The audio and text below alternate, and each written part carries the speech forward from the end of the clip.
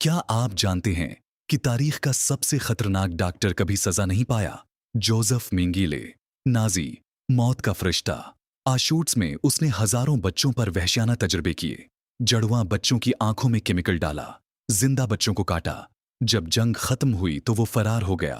Catholic پادریوں اور Nazi حامیوں نے اسے جھوٹی شناخت دی، ارجنٹینا بھیج دیا۔ وہاں پیروان حکومت کی حمایت میں آرام سے زندگی گزاری، شادی کی۔ کاروبار کیا؟ موساد کے ایجنٹ اسے تلاش کر رہے تھے۔ وہ بال بال بچ گیا، برازیل میں چھپ گیا۔